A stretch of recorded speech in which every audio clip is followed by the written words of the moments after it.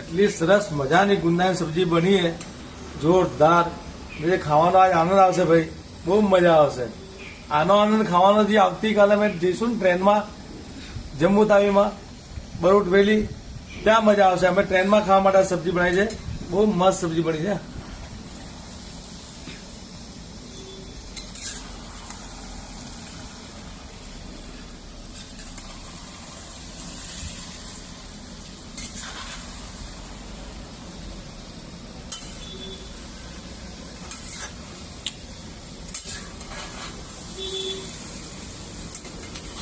ભાઈ તમે કરો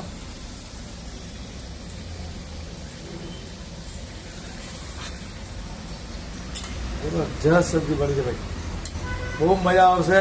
ફૂલ એન્જોય કરીશું.